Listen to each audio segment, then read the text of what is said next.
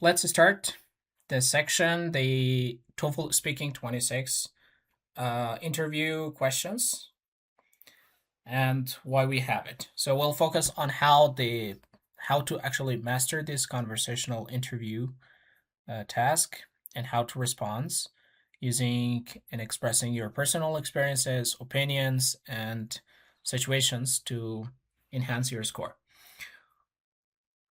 So basically, as we have already had an introduction on the interview task, it is the second task in TOEFL Speaking 2026 version.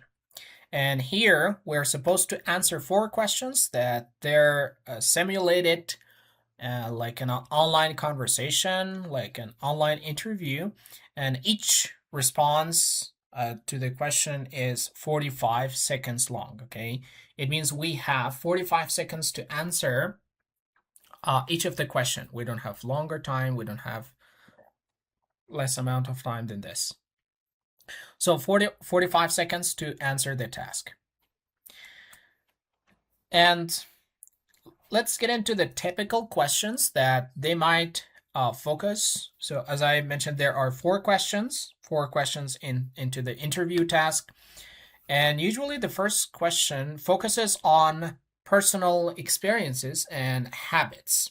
The first focus would be on personal experience and habits. It asks how we felt in the past, or it may ask what are the habitual actions actually we did in the past. So it is asking the personal experience and habits we have had in the past.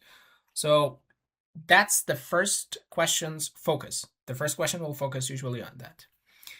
And the second question usually asks our preferences and choices. What do we prefer based on options? Okay, the options would be given, usually 2 options, and then it asks, what do you prefer? Or what do you think? Or it says, which one do you prefer?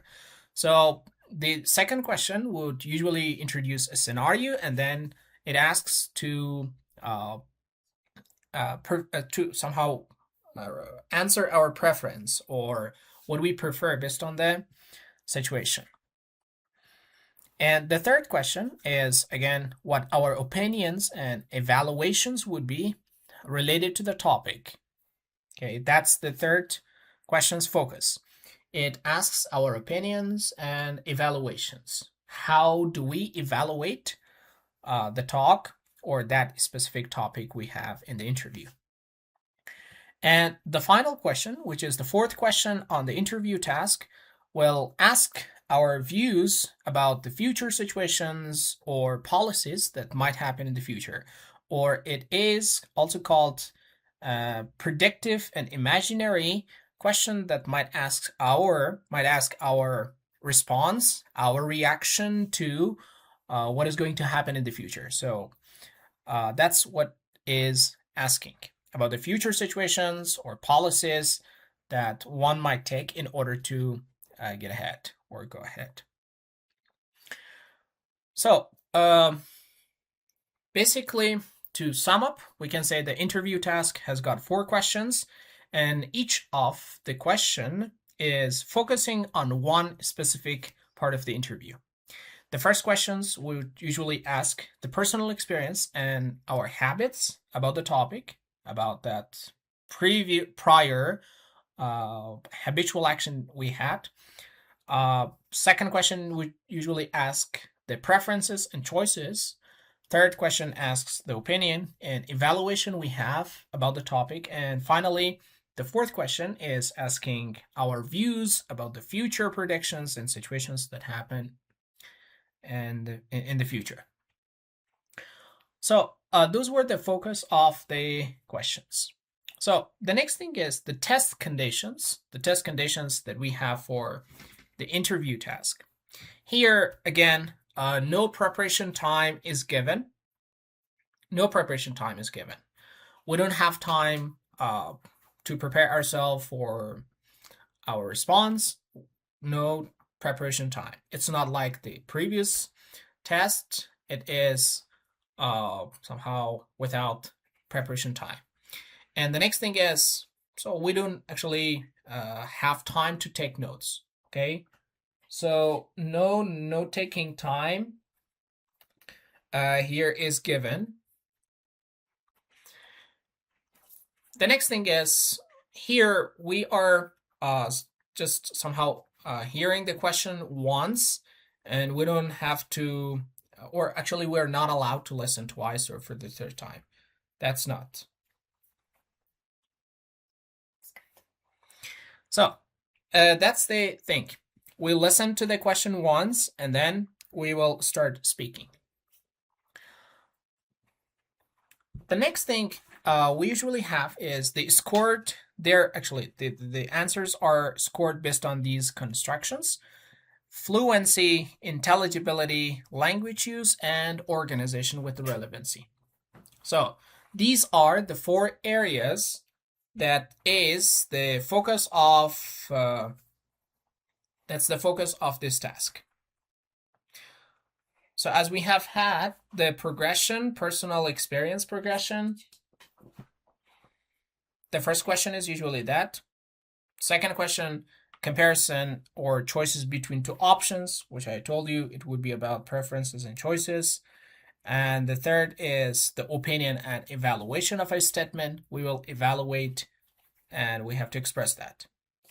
And the final is abstract thinking or prediction about the future event. That's the 4th question.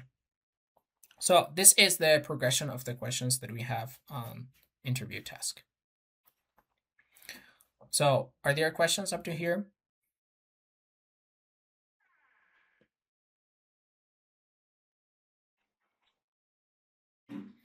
Okay, so let's get into the next part.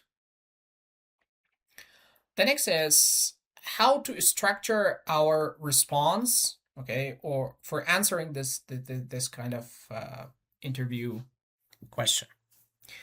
The best practice which is suggested is the IRT pattern. Here the I stands for idea, and then R stands for reason, and then we have T for tie N. So let's focus on each one. It is a very simple and effective way in order to structure our response to be clear and completed. So a simple structure keeps your answers clear and complete under time pressure. It is something that every test taker should be able to apply when they're responding to the interview question or when they're speaking. So it's really important to have a clear structure in order to respond to the questions efficiently. Now, what is the I statement here, or the first part? As we have mentioned that inside each question, or for each question, we have 45 seconds. We don't have more than that. So 45 seconds, we need to manage our time effectively in order to answer. So the first thing we need to do in order to structurally answer this question is stating our idea in the first 15 seconds. In the first 15 seconds, we need to state what our main answer is and clearly and directly tell that one to tell or to answer the question. Okay. For example, if you have, I think it's important to leave close to work because it saves time. Look, it is simple but clear and very direct. We don't need to have long introductions. If you use long introductions, we will not have enough time for support. Okay. Try to put more time on your support and elaboration to the point instead of having longer introductions without proper support or enough support. So having the idea is the first step in answering the question. And secondly, we'll have the reason. The reason would usually be the body of your answer. Okay, so around 15 seconds should be put on the reason you provide for your main points elaboration. So here, at least give one reason and a short example that supports your idea. Specific details. So we can have that one. For instance, when people spend less time commuting, they can use those extra hours for studying, exercising, or spending time with family. It is a good example to support this idea of living close to work because it saves time. So how it saves time, this is the example. So it is the reason. First, we will express our position, our main point directly and clearly. Then we provide one reason for that specific idea, and then provide specific supporting details as well. And the last one is the tie-in section. The tie-in section focuses on connecting your answer with the question and your main point. So connect your answer back to the question and finish clearly. Okay. This way, you are covering a summary to reinforce your main point and connect it to the question. You will say how that specific example or how this specific reason answers the question. Okay, so try to connect that one. Try to state a sentence to show the relationship of the example with the main point. Many people, many students or test takers, they actually do well up to the reason and example, but they don't have this tie-in section. This tie-in section exactly improves your coherence score. It is part of the coherence score because it shows that your response is structured and coherent. The examples, the elaborations you made already in your response, they are connected to the question. So it's really important. Don't miss it, and have it in your answers. So this is what we have as the IRT pattern in order to have a structured and clear response to the interview task. So let's sum it up. First, we have idea. Express your idea clearly and directly. Second, put and give a reason with enough elaboration and example. And finally, connect your example, connect your idea to the question and how it answers that task, that specific question. So it's like a good summary. So this is the IRT pattern in order to answer. So the question might be why this works. Why this works? That's a good question. This works because it makes it easy for the scoring engine to detect strong organization and relevancy.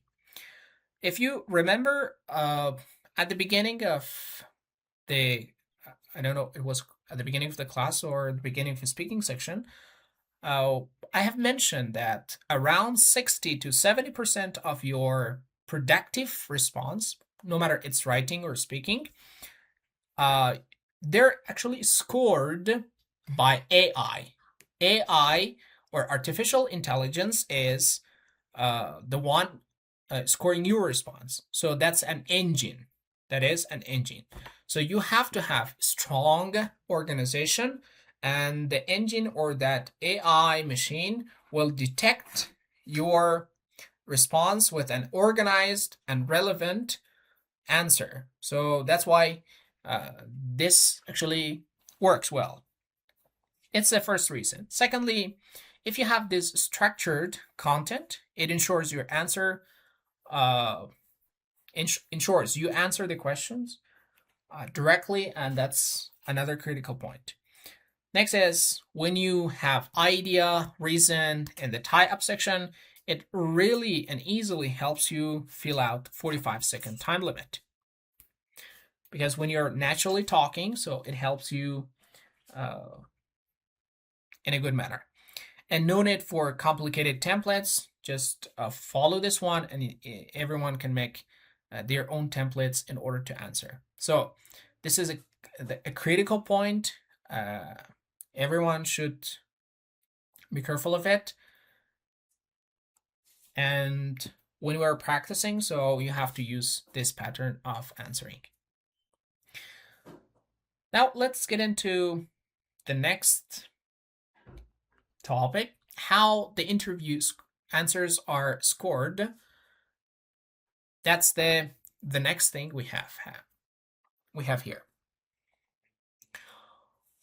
The scoring constructs, as we have had just the naming of them before the strategies, before the pattern. The first section was fluency. It was the first section. When I say fluency, it simply refers to how you start, okay, how you smoothly answer the question. Okay, so try to have a steady rate when you're discussing, steady speed, okay, and do not have long pauses. So simply begin speaking immediately after the question, maintain consistent speaking pace, do not somehow go on with long pauses, or try your best to remove the pauses in your talk. Avoid long hesitations or sounds. So they're murmuring sounds. So these are sounds that they really break your coherence, okay, and they break the fluency score as well. So it affects. And try to keep up with natural rhythm and intonation. Do not go with the what we have as symmetric intonation, or we have the same level of intonation. Try to have the rising intonation and have falling intonation in your speaking. So they're all related to the rhythm and the intonation, and overall it belongs to fluency. So your fluency will be consistent speaking pace, hesitations, no murmuring sounds, natural rhythm and intonation, and speaking smoothly.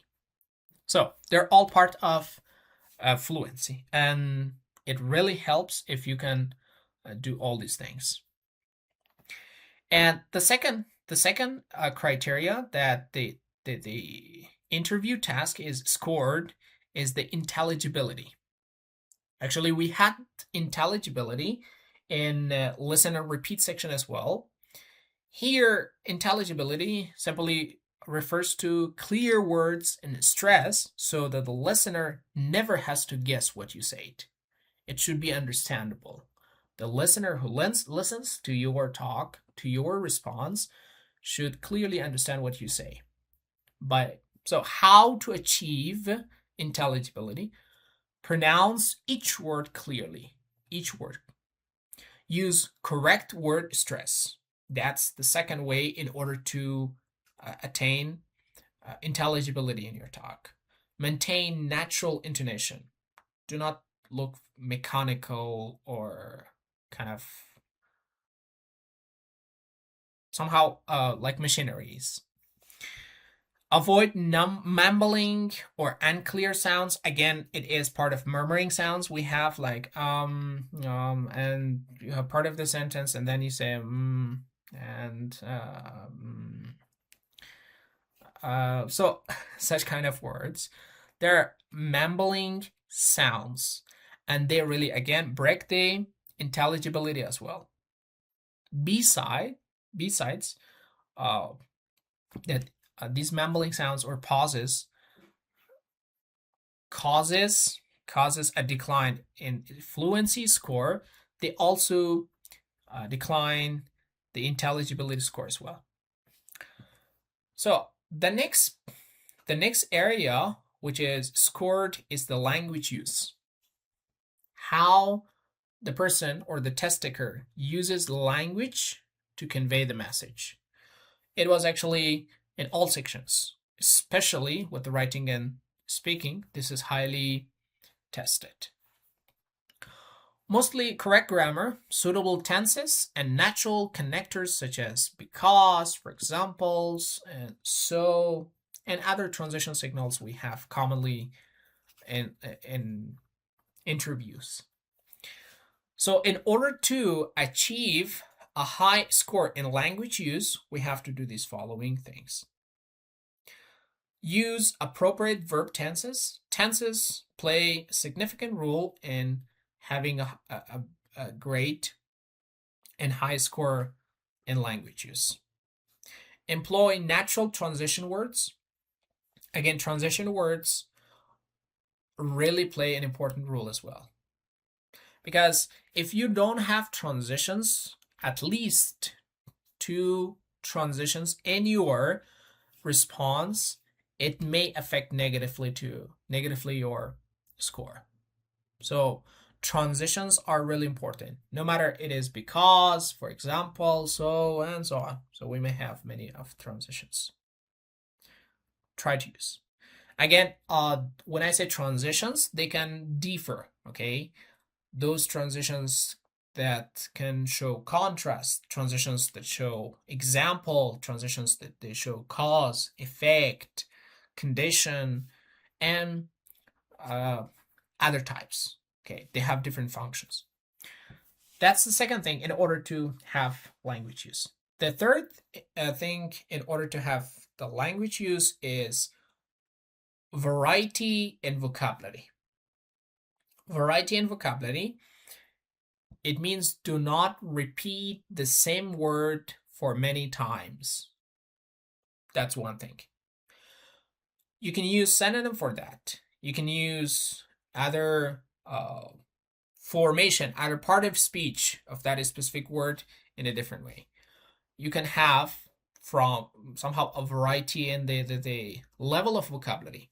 One time you may use a word which is used in B1 level. Other times try to use a higher level, C1 level, B2 level, C2 level words. So that's a variety in vocabulary. And the next is maintaining grammatical accuracy. So that's again important. It's part of grammar. Grammar is again important. Even if you have advanced vocabulary, but you are not able to use them accurately with an accurate grammar, again, it will have less score. Opposite is also true. If you have a high structure in grammar, advanced structure in your grammar, but you don't have appropriate vocabulary choice, again, it negatively affects your language use. It negatively affects your score. So language use is the third construct for this interview task, and the score exactly belongs to language use. And the last one is the organization. The last part is the organization. The organization, as we have had a pattern for doing that one, the organization is exactly referring to how you begin your response. How would you support the body part, okay? How would you support your main idea to create a body of your response? And how you end your answer, how you connect it, which we had as the tie up section. So in order to have that one, in order to get a good score in organization with relevancy, try to have clear main idea at the start. So as we discussed actually, we're supposed to start directly and clearly at the beginning, and then we provide supporting details in the middle. That's body of our response. Then strong conclusion that ties back to the question. Okay, we're actually required to connect our example, connect our support with the main point. That's important.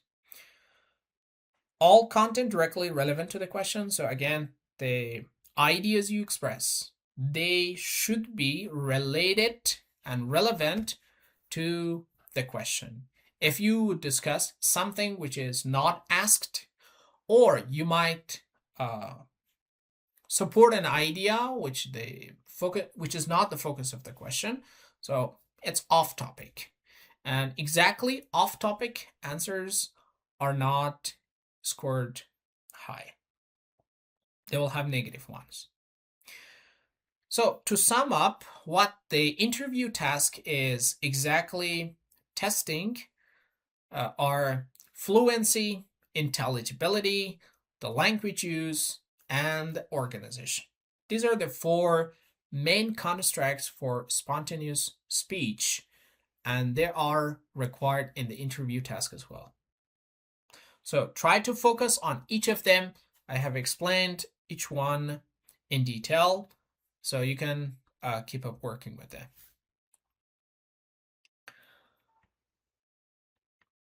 Now let's get into some sample interview tasks, and then we'll go ahead with the other ones.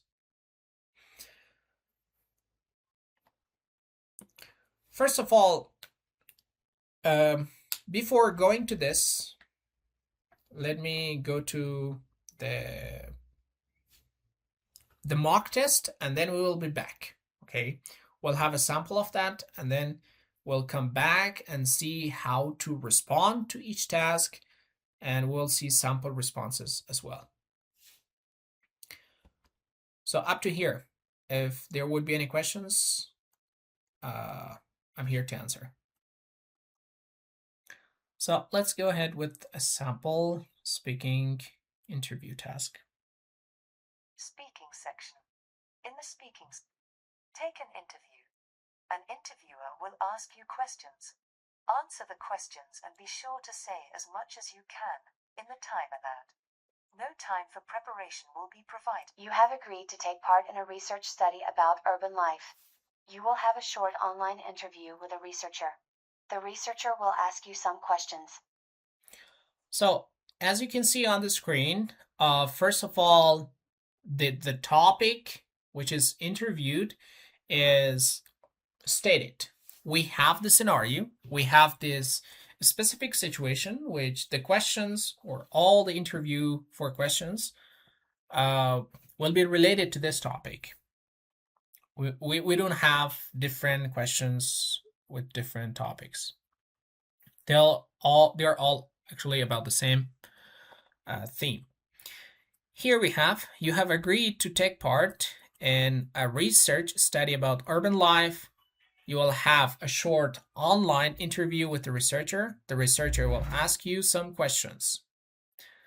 This is what we have as the scenario. Let's get into the first question.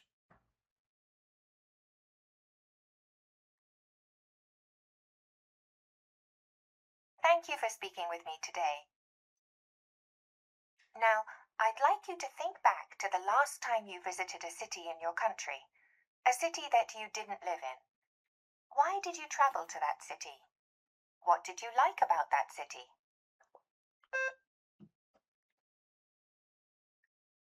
So, as you can see, the first question is asking about our personal experience, about our habit. Actually, here it asks the personal experience of living in a city. So that's what we have already discussed. The first question focus is usually on our personal experiences, our past habits related to the topic. It is the first one. So let's get into the next. Let me play it once again. You would get it better. Thank you for speaking with me today. Now, I'd like you to think back to the last time you visited a city in your country, a city that you didn't live in. Why did you travel to that city? What did you like about that city? Yeah. And as soon as I click here, so the timer starts. And how much time do we have? 45 seconds. In 45 seconds, we're supposed to have a structured and well responded answer here. Okay, so this is what we have. Let's get into the next question. Question 2.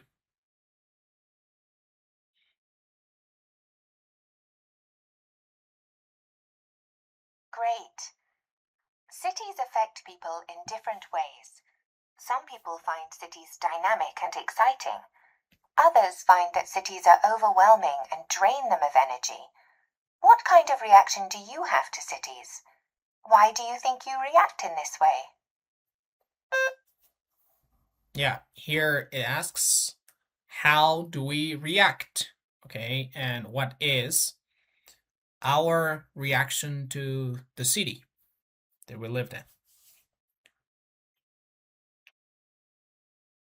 It is asking about reaction and preference. Let's see if we have preference here, I think.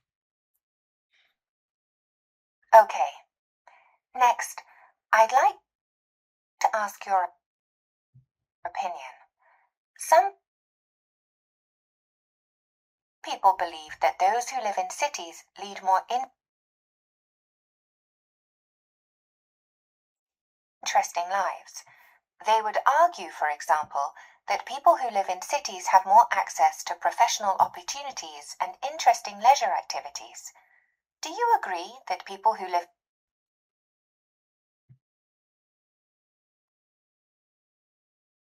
in cities lead more interesting lives? Why or why not? Yeah. So the third question here, it asks us about our preference, whether we agree with the idea or not, and what is our reason for that agreement. So once again, I'm going to play it. Okay. Next, I'd like to ask your opinion. Some people believe that those who live in cities lead more interesting lives. They would argue, for example, that people who live in cities have more access to professional opportunities and interesting leisure activities. Do you agree that people who live in cities lead more interesting lives? Why or why not? Yeah. So it was the third question in the interview, the final.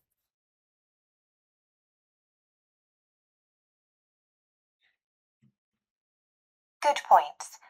Let me ask you one final question. For some time now, So it's video, researchers it's have a been bit interested uploaded. in whether green spaces,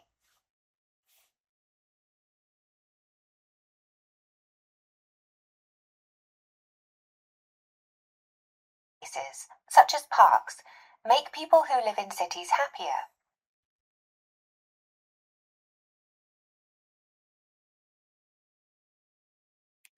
Do you think that city governments should create more parks in urban areas to promote a general sense of happiness and life satisfaction?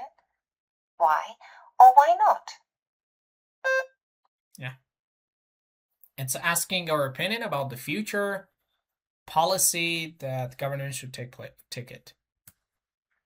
Good points. Let me ask you one final question. For some time now, researchers have been interested in whether green spaces, such as parks, make people who live in cities happier. Do you think that city governments should create more parks in urban areas to promote a general sense of happiness and life satisfaction? Why or why not?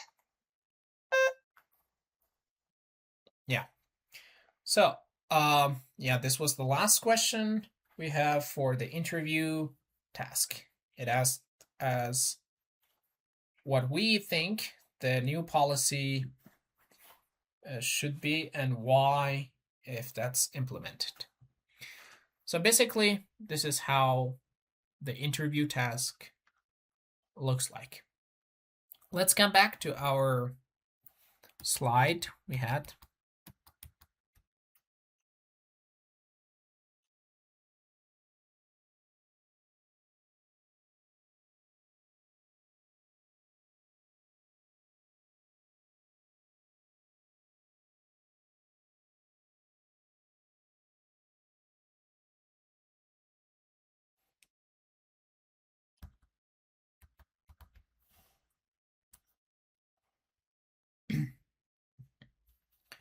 So we discussed these.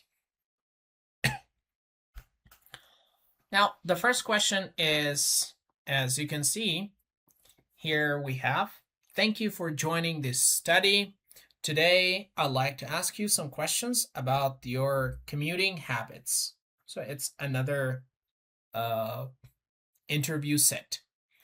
Commuting habits. First, is it important to live close to your work, close to your school or work, and why? So we can have such kind of response. It is a high scoring response that we can tell in response to this question. Who can just read it? We have one person to read.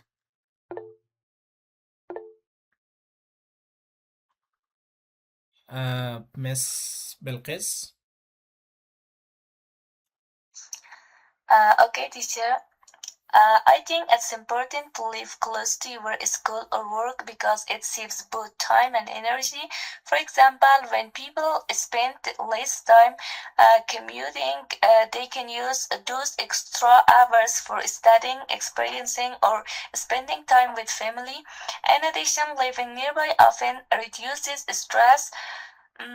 Since you don't need to worry about traffic delays or crowded buses. Of course, something housing near schools or workplaces can be more expensive, but I believe the benefits of convenience and productivity usually outweigh the higher cost. Overall, a short commute makes daily life much easier and healthier. Yeah, great. So this was the score. So let's look at why it is a high scoring response. Why?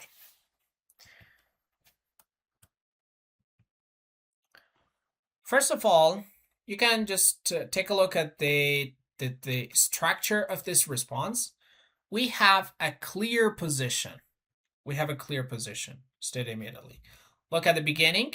I think it's important to live close to your work, close to your school or work because it saves both time and energy. It is a clear position stated immediately at the beginning. We don't need to have long introduction. Let's get into next. Is there any reason for that? Of course. So here we have specific examples of studying, exercising, family time, and stress reduction. They're all stated here. Okay. For example, when people spend less time commuting, they can use those extra hours for studying, exercising, and spending time with their family. It is the next. Or in addition, again, a transition word which enhances our or it ensures our higher score. In addition, living nearby often reduces stress, and then it is explained. And the last part here we have is the tie-in section. So 30 to 45 seconds. Here we have an acknowledge. It acknowledges the counter argument and reinforces the main point.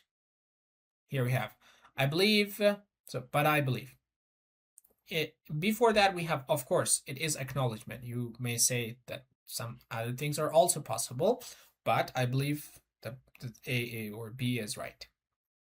Of course, sometimes housing near schools or workplaces can be more expensive, but I believe the benefits of convenience and productivity usually outweigh the higher cost.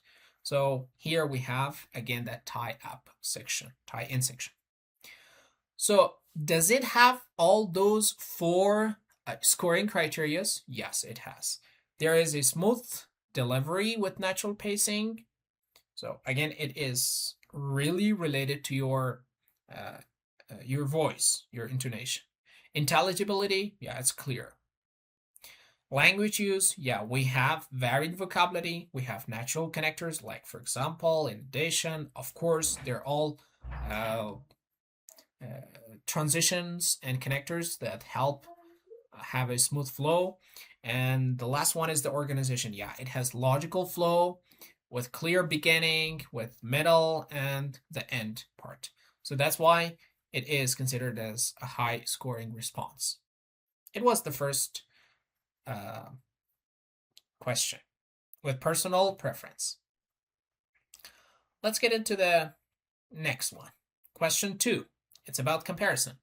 The question asks, imagine that you could choose to commute by car. Which is faster but more expensive? Or by public transportation, which is slower but less expensive? Which one would you choose and why? So it is a comparison. Which one do you think is better? Okay, which do you choose? Car, which is expensive, or public transportation, which is less expensive but slower? And which one do you think? So we have another high scoring response, and yeah, this time we'll have Miss Ferishta to read it.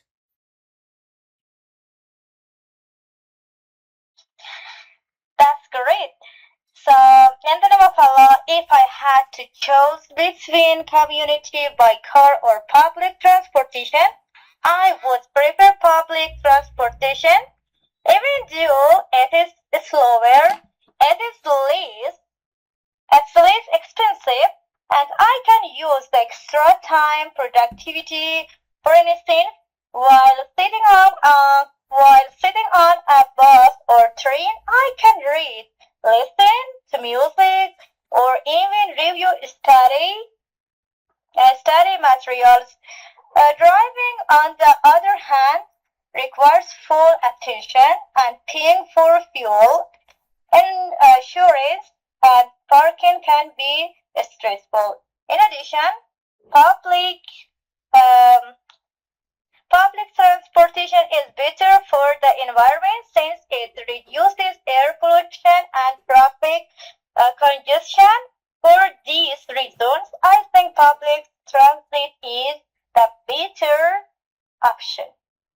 Yeah. Exactly.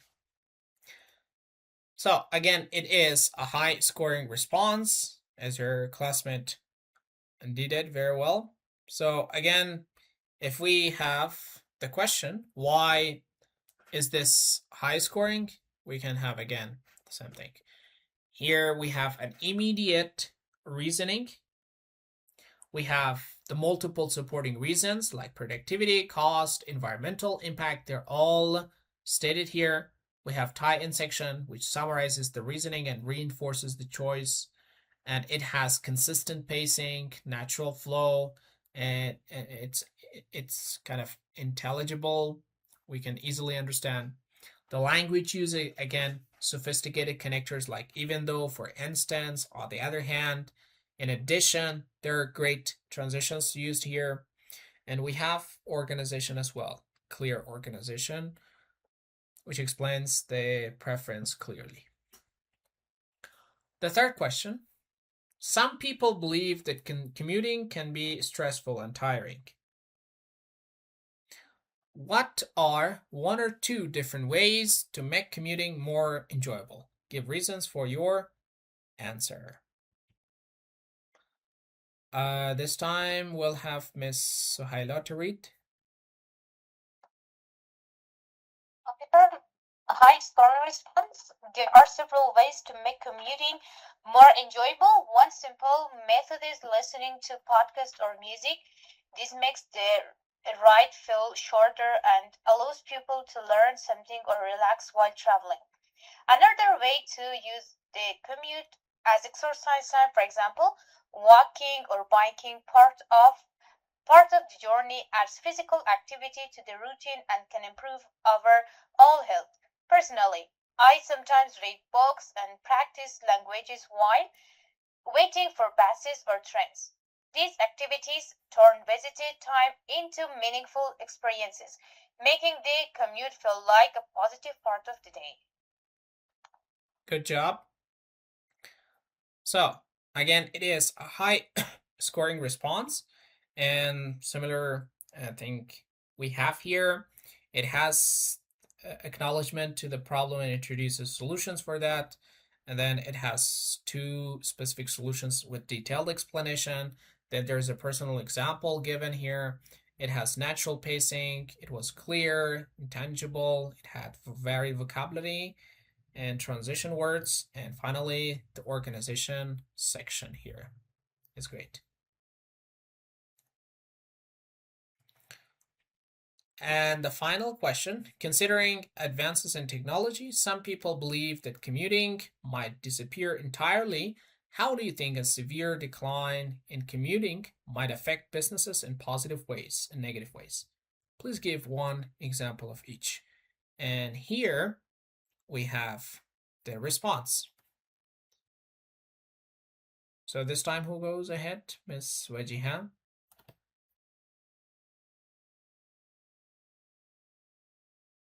If commuting declines severely because of technology, there would be both positive and negative effects on businesses.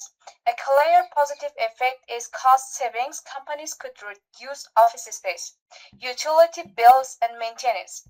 Since more employees would work from home, this flexibility may also increase employee satisfaction and productivity.